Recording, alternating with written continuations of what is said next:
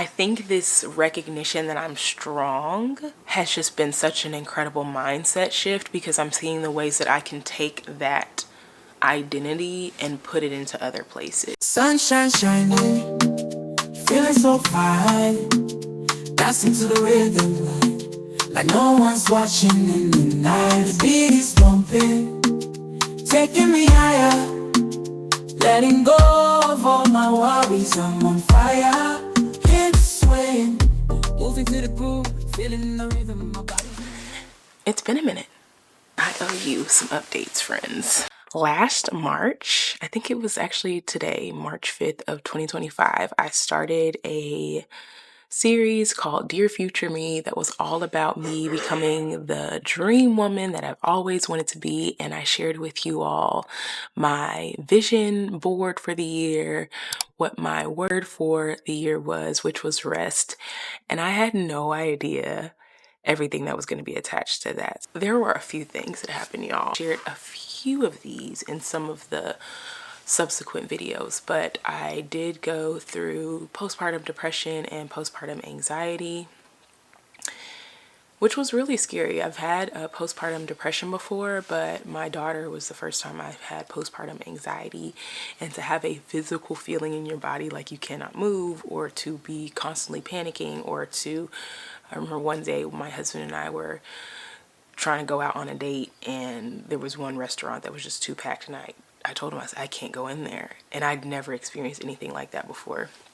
So very scary, but thankfully this time around I was able to go through a wellness program called Family Well. If they have this program in your state, please check it out, because it was game changing for me, being able to be connected to mental health therapists, meeting with them as frequently as every week if I wanted to, being given specific action plans, being able to be given resources. And even after I graduated the program, which you get to stay in the program until your baby turns 1, they also provided additional resources, found a list of therapists that took my insurance. It was an incredible program. So that put me on my butt for a few months right after I did my first video in the Dear Future Me series. And like I shared, I did get a couple more out, but that put me on a path to rediscovery, because I think when you have everything, I won't say everything falling apart. Things weren't falling apart, but when you have things shaken up like that, it really does cause you to audit and say, okay, what matters most to me in this season? What do I want more of? What do I need to release? And I will say the thing that has been extremely healing for me, which if you all are connected with me over on my Substack over here, then you know it has been writing. I have been able to write my way through some really hard moments. And now that I'm on the other side of it, being able to go back and look at something that I wrote in November of 2024, or being able to look at something I wrote in March of 2025, has just shown me how much growth that I've experienced. It's shown me that what seemed like it was going to be permanent in a season, I'm like, well, girl, look, you're on the other side of it. And so I highly recommend, if you're not a journaler, even if you just open up a Google Doc and just do a brain dump occasionally, I think it will get you in a really good place mentally. So that was my mental health. Physical health, I started noticing around the summer that I was feeling really tired. Now, most people's response to me was, girl, you got 4 kids, of course you tired. But I was like, nah, this is not just I have 4 kids fatigue, right? It felt exhaustive. It felt like it did not matter how many hours of sleep I got, I did not feel rested. And so I actually ended up going into my doctor's office, and my first thought was that I was anemic again. I've dealt with anemia before, but after we had a conversation and I got blood work done, he was like, you're actually not anemic, but you're showing us pre-diabetic. Now, I was pre-diabetic during my pregnancy with Eliana. For any of you who've been pregnant before, you know your body goes through all kinds of stuff. That's why people have gestational diabetes. They only have it when they're pregnant, and then when the baby is delivered, they don't have it anymore. You have these weird cravings, and then after you have the baby, most times you don't have them anymore. And so I just assumed that after I had her, I wasn't pre-diabetic anymore, but I was. And so my body was having an issue breaking down insulin. It was causing me so much fatigue, and my doctor said we need to change your diet. And I was already kind of exercising a little bit, but when I got on the scale and realized I was still 20 pounds over my pre-pregnancy weight, I said, sis, the grace, we're past that point. We're past the point of, oh, extend yourself grace, you just had a baby. I'm like, you actually didn't just have a baby, because she's 8 months at this point. So what are we gonna do? And I challenged myself to a 30-day workout challenge. I worked out 5 days a week for 30 days. And I said, I made it a bingo card. And I said, well, if you get all of these points, if you mark all of these dates out, then at the end of this, you can buy yourself a dress. And I think I like took myself to lunch or something like that. And I did it. And that was probably one of the best things I could have done in 2025, because it really put me on this path to wellness. And now I'm just a gym girly. Like, that's just what I do. I just work out. I love what Erin on Demand talks about. She says, now I just have the identity of an athlete. Like, not working out actually feels more foreign to me than working out, which is an incredible blessing, because I see myself as someone who is fit, but I looked at it more so as, oh, that was genetics, as opposed to something I was actively participating in. And I think even more so now that I have a daughter, I'm highly conscious of the way that I treat my body, the way that I talk about my body in front of her, and I just want to show her what it looks like to steward this temple well. So that has been really great. I love being a gym girl. I love being in shape. I did 5 miles a couple days ago. Now, I won't lie, that was my first time doing 5 miles. I normally do like 3 on the elliptical before I do my weights. I did 5, and I'm still feeling it. You know, not gonna lie, not gonna lie here on the Lord's internet, but we're still here, and I'm gonna do it again. I'm not gonna, I might do it a little slower, but I am gonna do it again, because I think this recognition that I'm strong has just been such an incredible mindset shift, because I'm seeing the ways that I can take that identity and put it into other places. Shared earlier that I've been writing. Yes, I have been writing, but I've been taking my writing way more seriously. I actually have a journalism degree. I went to this University of Missouri for journalism. They are the #1 journalism school in the entire country.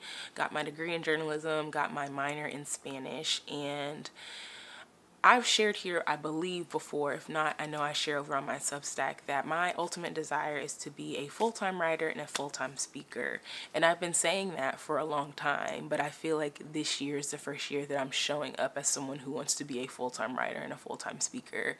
And some of the ways that I've been doing that have been being really intentional and consistent with my writings. I actually have 2 Substacks now, not just my light bulb moments, which are more devotional style, but I also have a Substack called Practicing the Pause, which is for high achieving, high capacity women who need practical tips on how to embed the rhythm of rest into their everyday life and not just their to-do list. So if that sounds like it's your jam, I will put the link to that in the comments. But that has been incredible for me, because it has provided an outlet for me to learn for a living, because I'm also a professional student. Now, I have not gone back and gotten any degrees yet. Heavy emphasis on the yet. I do want to get my doctorate, and the topics that I'm writing on right now about women and their relationship to rest is actually what I can see myself getting a doctorate degree in. I have developed these archetypes. I've been doing one-on-one sessions with women who want to reestablish or re-engage their relationship with rest, and the insights that I have been getting have been incredible. They've been extremely impactful even for me, and I've been finding myself feeling so energized when I hang up the phone with these ladies, because I have been in seasons that they're in, and there are also women who are coming in with experiences that I've never had before. And so it's a eye-opening situation where I'm like, oh my gosh, that's really how bad it can get if you're not taking good care of yourself. And seeing the way these women have navigated the space of burnout and then what they're rebuilding afterwards has been extremely encouraging for me. Another really big update is that I released a planner at the end of last year. So my Freedom and Flow planner, I am fangirling over it. I use my planner every single week. I look at it every day. It has coloring sheets inside. I have a 12-month version, which is this big one right here. I told people this is like Bible size. And then I also have this 4-month version. Super cute. It's a notebook size, so it's really easy to pop in your purse or a backpack, or if you want to put it in, like, it fits. I think I have a purse right here.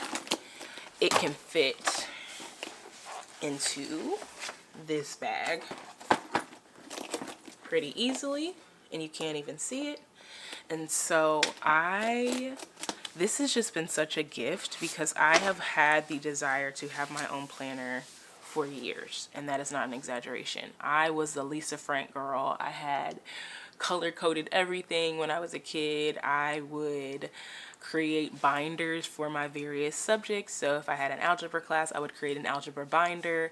I would go home and I would get on Word and I would get clip art and I would do a whole master class on cover photos for my binder, so people would know that this is Brianna's binder, this is her algebra binder for specifically. And I realized back in 2023 when I had my membership community called Master Your Momentum, I had actually done a minimum viable product version of the planner without realizing that that's what I was doing. I had been interacting with various planners over several years as someone who loves planners, but I realized there were some spaces that didn't really fit.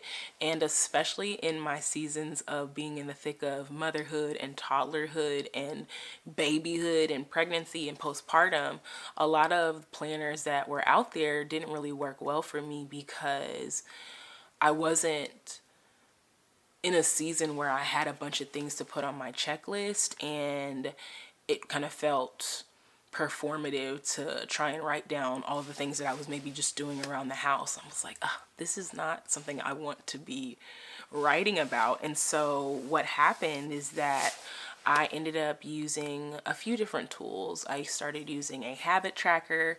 I started using a goal tracking notepad, and I created this system called the BLT system for planning, which is brain dump, do a brain dump, list things by priority, and then take time to get them done. And that became my new framework for how I planned. So then when I designed this planner, that's exactly what I put on the inside of it. I put my BLT in there.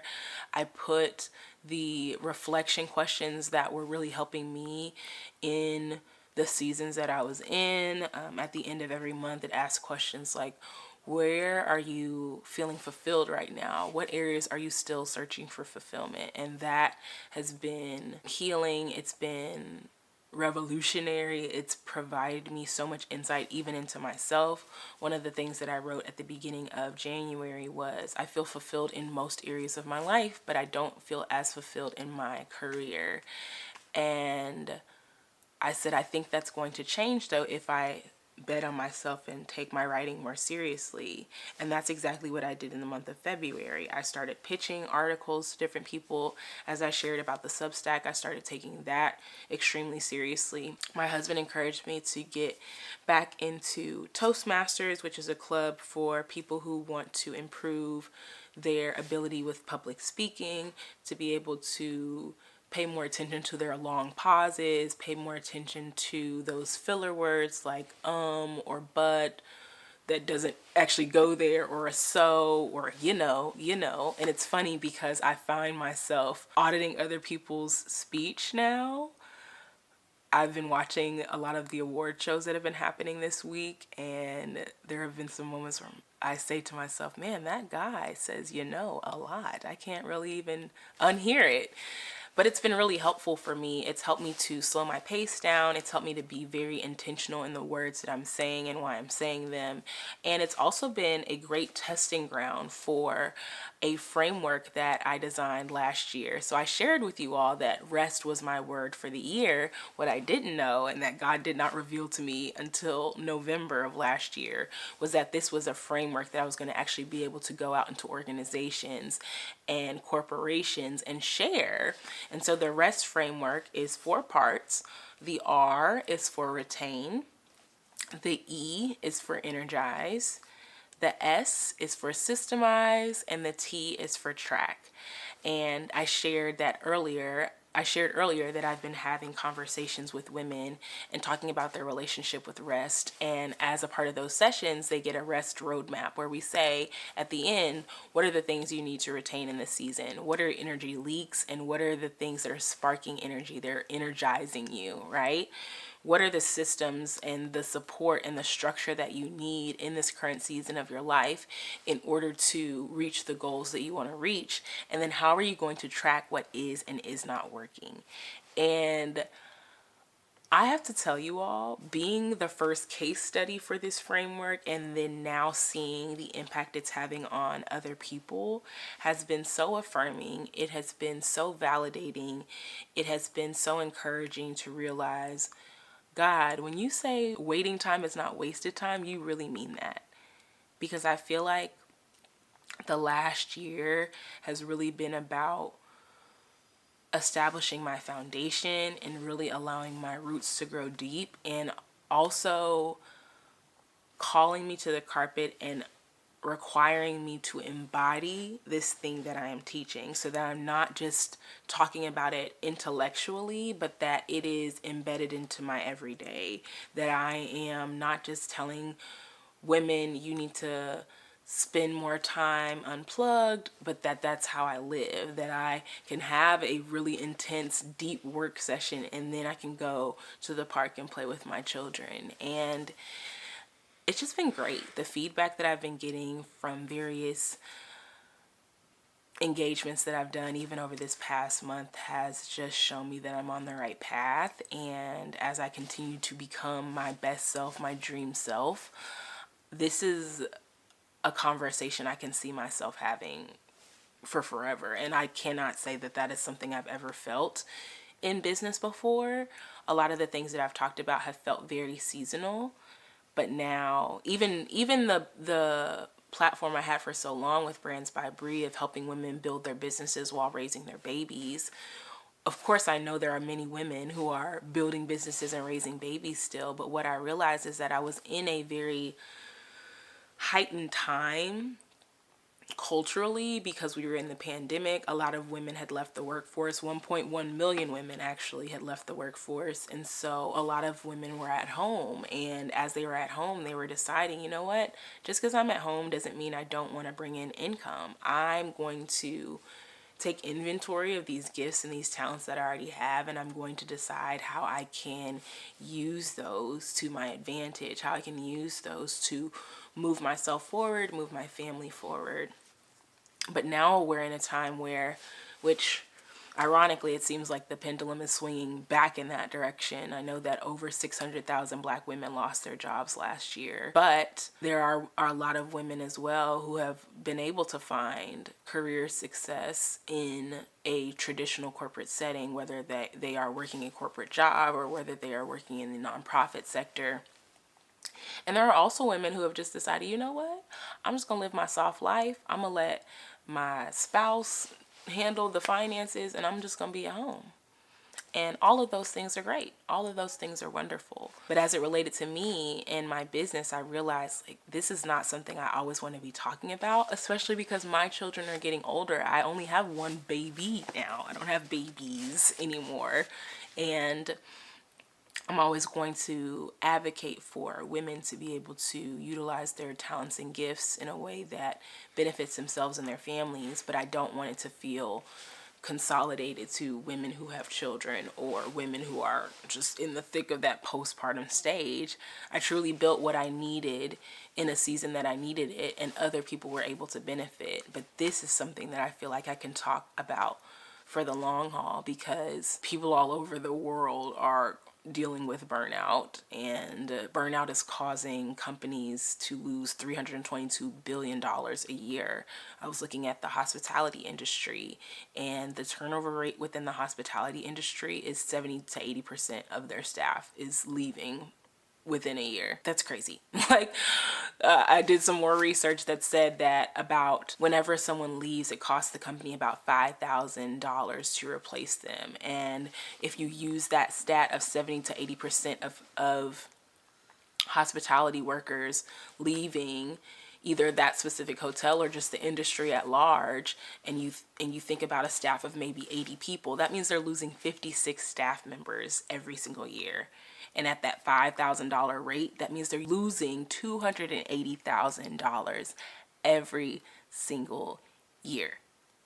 That is fascinating to me, but it's also incredibly telling about the culture that has been established within an industry that you think would be very people focused, because people fuel the industry.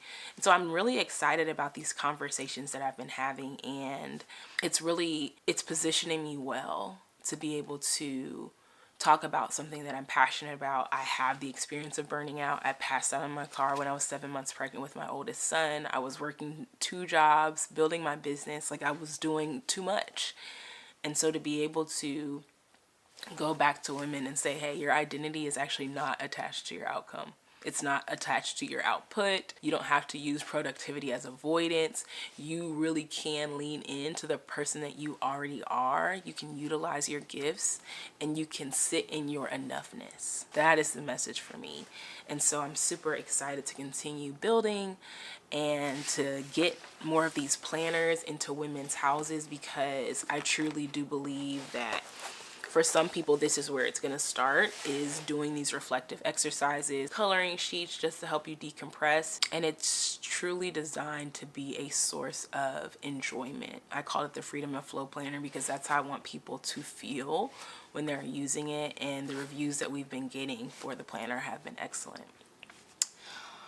Money update, because I talked about wanting to be debt free last year. Still working on that, but I was able to pay down $10,000 over the course of the year, which is pretty substantial considering that I did not run my business at all last year. I did not have any new clients. And so to be able to see that was a gift, because in my mind, it just showed me you don't have any excuses. We can always tell ourselves, okay, I'll achieve this goal, or I'll go after this goal when this thing happens. But if this last year, this last 6 months even has taught me anything, it's that you don't know what you don't know. And all you can do is leverage the information that you have currently to move you from where you are now to where you want to be. And if that means that you don't reach the goals as fast as you want to, even if you're taking baby steps, you're still progressing. And I truly believe even what I have here between the Freedom and Flow Planner and my R.E.S.T framework has the ability to bring in significant income, not only for my business, but to help fund our household things and the things that we want to accomplish as a family. And I'm super pumped for that. So I don't have a hardcore, these are my 5 action steps that I'm doing between now and the next video. But what I can say to my dear future me is this: you are worth all of the effort that you're putting in. So many people I know are excellent pourers. They pour so much into other people. And I want you to know that you get to pour into yourself as well. You get to benefit from the fruits of your labor. I think if I were to look back at the old me, that's something that I would have encouraged her to do more. I had a very profitable business, and I did not really take much of that profit for myself. I actually reinvested most of that back into the business, which is ironic because the business ended up closing. And so if I could go back in time, I would have invested more into the financial goals that we had as a family, into my own personal financial goals, because at the end of the day, if you are a business owner, you are your greatest asset. Like, if you're not well, then your business cannot be well. And I don't look back at my Brands by Bree days and say, oh my gosh, I wasn't well in that season, but I do know that I could have invested more into myself and into my family. I would have been debt free if I took more pay for myself. I'd have paid my student loans off years ago if I looked at the income I was making from my business as an opportunity for me to pay off my debt. But in my mind, these were separate things that needed to be addressed, and they had to be segmented. And I've just realized you're the asset.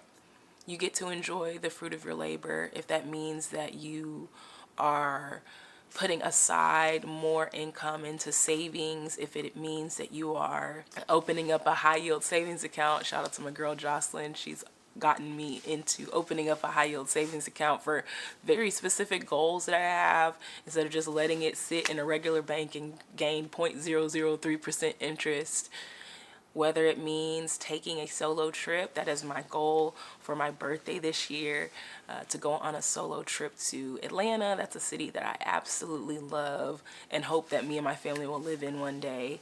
I said, you know, you don't have to wait until you move. You could visit. You could visit now. And so all of these things are things that I have put on the back burner, and I'm bringing them back to the forefront again. I made a 2026 bingo card, and maybe I'll share that, all the things that are on there, with you all in a separate video. But there are equal parts financial accomplishments and career accomplishments, but there are also parts that are on there that are just for enjoyment. One of the things on there is take a dance class. Another one is enroll in a swimming class, right? I have a vision board that has my hair because I plan on getting locks this year. I plan on locking up my hair. I have found my loctician. Now it's just about going and doing it and committing. And so I want to encourage you to know that you are worth whatever investment you're making. And if you're not investing in yourself, I'm going to need that to shift, because you are a very, very profitable investment. So that's all for today's Dear Future Me recap. Definitely connect with me over on my Substack. I'm there every single week. Make sure that if you're interested in the Freedom and Flow Planner, you go to briannalightfootsmith.com/flow. This is what it looks like again. And I'm also going to be recording a video that actually might be live before this one that shows the difference between the 4-month and the 12-month if you want help making that decision. So I'll see you guys in the next video. Bye.